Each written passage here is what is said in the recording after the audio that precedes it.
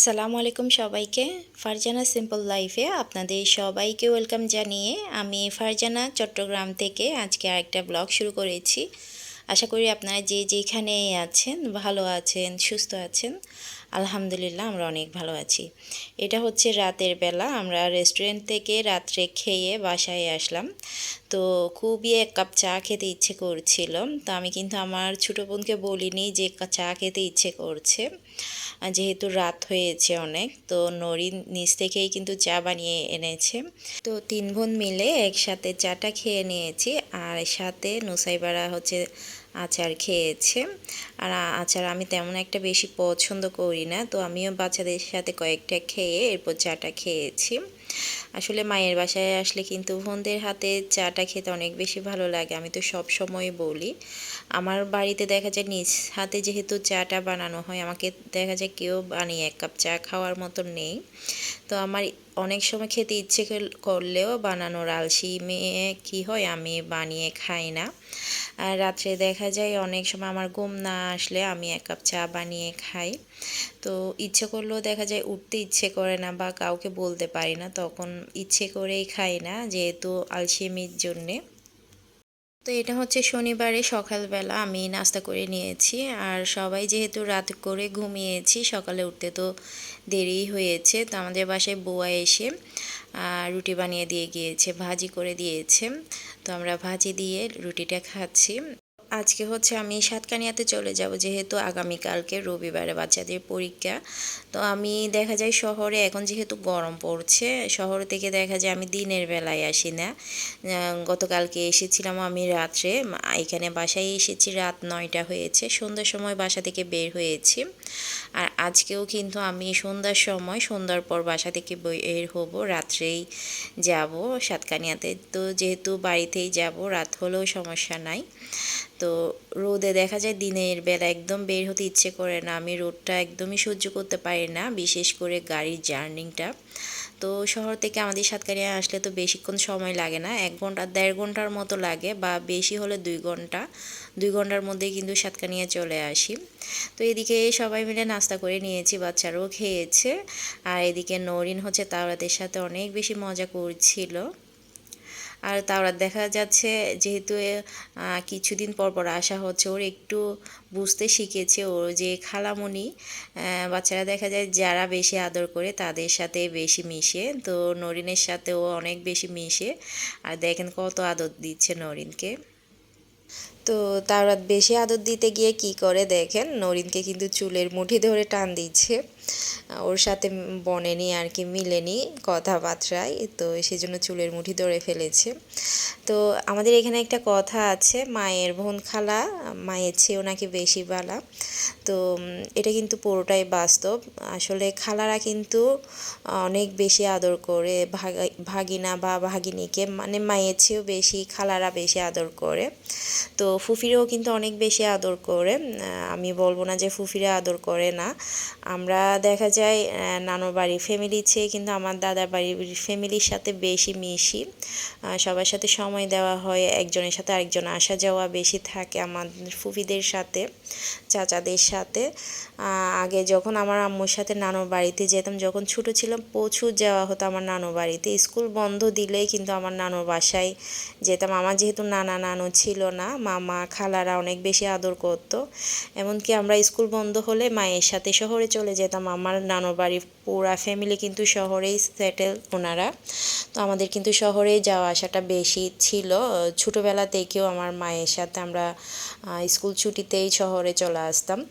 তো আমার ফুফিরও কিন্তু আমাদেরকে অনেক বেশি আদর করে, চাচারা, যেহেতু আমরা বড় ভাইয়ের ছেলে মেয়ে। আসলে দেখা যায় বড় যারা থাকে তারা একটু আদর বেশি পায়। তো এদিকে হচ্ছে আয়াস বাহিরে গিয়েছিল ফাহিমের সাথে, আসার সময় তাওরাতের জন্য একটা জুস নিয়ে এসেছে। তো তাওরাত তো এটা কাউকেই ধরতে দিবে না, ও নিজে একাই খাবে। আসলে বাচ্চাদের যদি আপনারা কোনো কিছু দেন না, এটা কিন্তু আর নিতে পারবেন না। সব বাচ্চারাই কিন্তু সেম, কাউকে খুঁজলে দেয় না। অনেক বাচ্চা আছে দেয়, কিন্তু বেশিরভাগ বাচ্চারা কিন্তু ওনাদের বাচ্চাদেরকে দিলে এটা কিন্তু সহজে আর পাবেন না, কারোর সাথে শেয়ার করে খায় না, একাই খেতে চায়।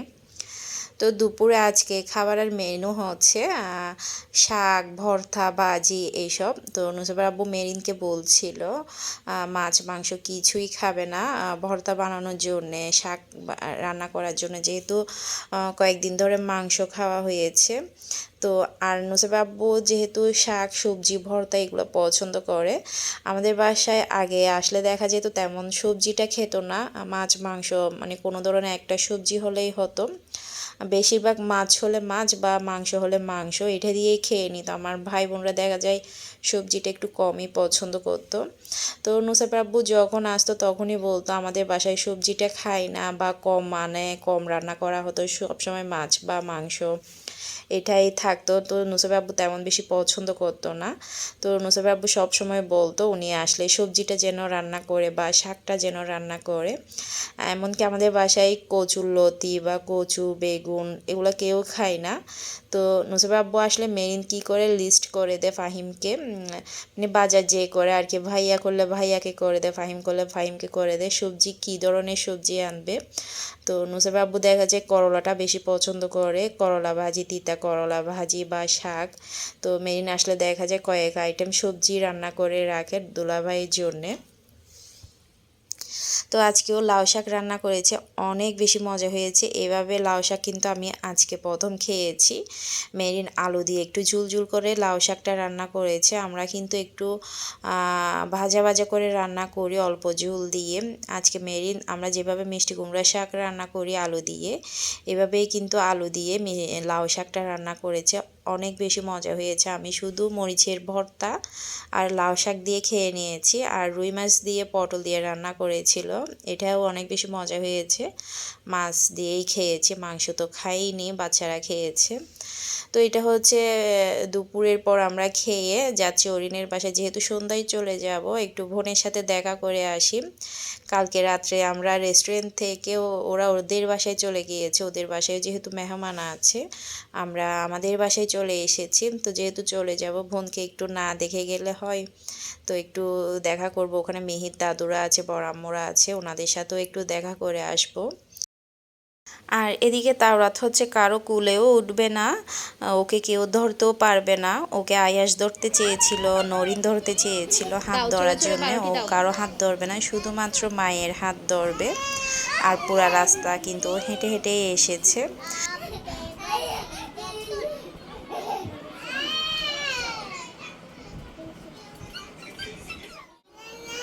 হ্যাঁ দাও।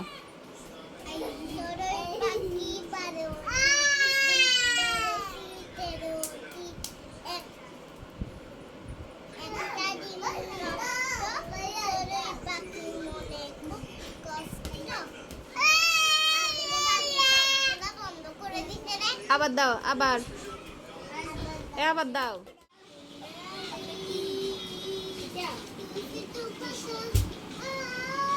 এটা কোন গান গাচ্ছ জমিন হা?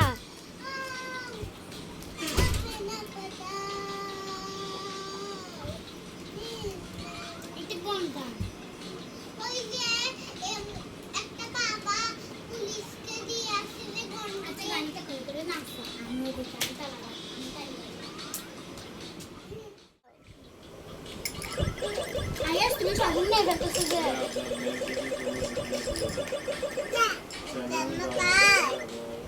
Wow. তোমার খায়। Wow, তোমার খায়। তো এখানে আসার পর থেকে কিন্তু বাচ্চারা অনেক বেশি খুশি, সবাই খেলনা নিয়ে বসে গিয়েছে, খেলা করবে। আর আমাদের বাসায় কিন্তু আমার বাচ্চারা একদমই থাকতে চায় না, ওরা কি করে খালার বাসায় চলে আসতে চায়, যেহেতু এখানে মিহি মিনহা আছে, ওদের সাথে খেলতে পারে। আজকে আসার পর থেকেই কিন্তু ওরা খেলনা নিয়ে একদম শুরু করে দিয়েছে। আর এদিকে আয়াস আর তাওরাত দেখেন একটা খেলনা নিয়ে টানাটানি দিয়ে দিয়েছে, আসলে বাচ্চারা যা হয় আর কি। আর তাওরাতের মেজাজ কিন্তু কিছুদিন ধরে অনেক বেশি খিটখিটে হয়ে গিয়েছে অসুস্থ হওয়ার পর থেকে, কোনো কিছু নিয়ে এত বেশি ভাইনা ধরো, ও যেটা চায় সেটা না পেলে কিন্তু অনেক বেশি মেজাজ দেখায়। তো বাচ্চারা দেখা যায় এক এক সময় এক এক রূপটাই ধারণ করে। তো একটু সময় বসে সবার সাথে দেখা করে সবার সাথে বিদায় নিয়ে আমি আবার আমার মায়ের বাসায় চলে এসেছি। এটা হচ্ছে সন্ধ্যার আগে, এখনও কিন্তু মাগরিবের আজান পড়েনি। বাহিরে কিন্তু খুবই মেঘাচ্ছন্ন, মনে হচ্ছে এখন বৃষ্টি নামবে। তবে বৃষ্টি দিলে একটু ভালো হয়, অনেক বেশি গরম শহরেও, আমাদের গ্রামেও কিন্তু প্রচুর গরম পড়ছে। আর শহরেও দেখা যায় গরমটা আরও বেশি। তো এত বেশি গরমের মধ্যে সবাই একটু বৃষ্টি কামনা করছে, যাতে একটু বৃষ্টি হয়, বৃষ্টি পড়লে দেখা যাবে একটু ঠান্ডা হবে। তো আমরা সন্ধ্যার পর নাস্তা করে বের হয়ে যাব। মেরিন হচ্ছে চিকেন পাকোড়া বানাচ্ছে, পাকোড়াটা ভাবি বানাচ্ছিল। তো যেহেতু আমরা বাহিরে চলে যাওয়ার জন্য তাড়া দিচ্ছি, মাগরিবের আজান পড়ে গিয়েছে, নুসেবের আব্বু ঘুম ছিল, বাচ্চারাও ঘুম গিয়েছে, তাওরাত তাসিল। তো আমি আর ডাকিনি, সন্ধ্যার পর হয়ে গিয়েছে। তো মেরিন এসে আবার পাকোড়া বানাচ্ছে, অন্যদিকে ভাবি চা বসিয়ে দিয়েছে। তো আমরা কিন্তু আমার বোনের বাসা থেকে নাস্তাও করে এসেছি, ওখানে কাঁঠাল খেয়েছি, চা খেয়েছি। আর এখানে নুসেবের আব্বু তাসির ছিল।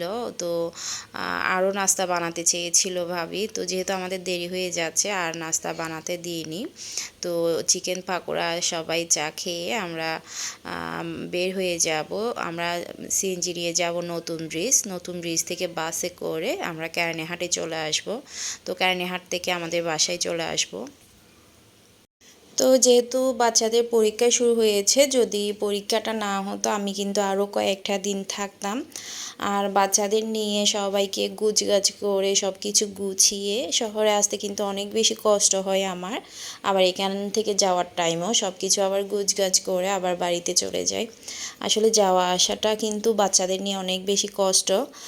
তবুও কিছু করার নাই, যেহেতু আমাদের ফ্যামিলিতে সবাই শহরে থাকে, আমি শুধু এখানে থাকি। তো যেতে হয় কোনো অনুষ্ঠানে বা কিছুদিন পর দেখা যায় আমি আমাদের বাসায় যাই। এখানে এক সময় টানা থাকতে কিন্তু আর ভালো লাগে না, তখন কিন্তু স্কুল বন্ধ হলে বাচ্চাদের নিয়ে আমার মায়ের বাসায় চলে যাই।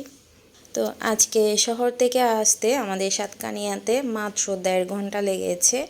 আমরা নতুন ব্রিজে আসার পর একটা ঢাকার গাড়ি কক্সবাজারে যাবে, ওই গাড়ি পেয়েছি, ওখানেই উঠে একদম 1.5 ঘন্টার মধ্যেই চলে এসেছি। বেশিক্ষণ সময় লাগেনি। এখন বাজে আমরা 7:30টার দিকে বের হয়েছি, এখন বাজে 9:30। তো আসা মাত্রই আমি দরজা জানলা খুলে দিয়েছি, যেহেতু এখন বৃষ্টির দিন। গ্লাস খোলা রাখলে দেখা যায়, জানলার গ্লাস খোলা রাখলে বৃষ্টি ঢুকে যায়।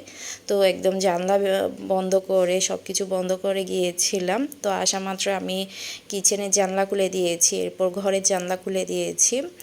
আর এই বাথরুমের কাজ চলেছিল আমি শহরে যাওয়ার 2 দিন আগে। তো আমাদের যাওয়াতে ভালো হয়েছে, এটা ব্যবহার হয়নি। আর একদম শক্ত হয়ে গিয়েছে টাইলসগুলা। তো নুসবাব্বু এসে এটা একটু পানি দিয়ে ধুয়ে দিয়েছে। আর আমরা যেহেতু আসার সময় নাস্তা করে এসেছি, তবুও কিন্তু গাড়ি চড়ে আসার পর বাচ্চাদের সবার খিদে লেগে গিয়েছে। তো আমার যাওয়ার সময় রান্না করা ছিল একটু, এগুলো ফ্রিজ থেকে বের করেছি। রাত্রে আর কোনো কিছু রান্না করব না, ডিম ভেজেই খাবো।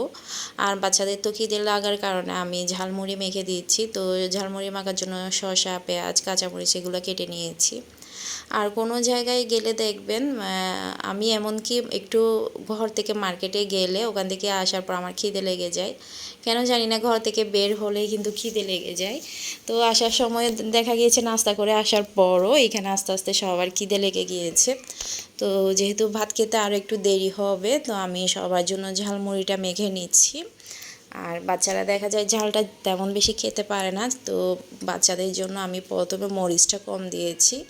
বাচ্চাদের দিয়ে আমি এখানে আরও এক্সট্রা মরিচ দিয়ে ঝাল করে আমি আর নুসেবের আব্বু খাবো। আর ভাত খেতে যেহেতু একটু দেরি হবে, ঝালমুড়িটা খেয়ে একটু চা খেয়ে নিব। আর প্রতিবারের মতো দেখা যায় আমি যখন মায়ের বাসা থেকে আসি সবাইকে ছেড়ে, আমার কিন্তু এখানে এসে আর কিছুই ভালো লাগে না, একদম রান্না করতেও ইচ্ছে করে না, শুধু ইচ্ছে করে সবার সাথে সময় কাটিয়েছি এগুলো শুধু মনে ওঠে। আসলে মেয়েদের জীবনটা বড়ই অদ্ভুত, তাই না? যে বাড়িতে আপনার জন্ম হয়েছে, বেড়ে ওঠা হয়েছে, সেই বাড়িতে একদিন মেয়েদেরকে অতিথি হয়ে আসতে হয়। এটাই কিন্তু মেয়েদের জীবন। আর মেয়েরা কিন্তু অল্পতেই সবাইকে কিন্তু বেশি বিশ্বাস করে ফেলে। আর যাদের বেশি বিশ্বাস করবেন তারাই কিন্তু আপনাদেরকে কষ্টটা বেশি দিবে। আসলে সব কিছু মেনে নেওয়াটা সহজ, কিন্তু মানিয়ে নেওয়াটা কিন্তু খুবই কঠিন। সব কঠিনকে কিন্তু জয় করে মেয়েদেরকে কিন্তু সামনে এগিয়ে যেতে হয়। তো এটাই কিন্তু মেয়েদের জীবন। তো আমার আজকের ব্লগ এই পর্যন্ত। সবাই ভালো থাকবেন, সুস্থ থাকবেন, আমাদের জন্য দোয়া রাখবেন। আসসালামু আলাইকুম, আল্লাহ হাফেজ।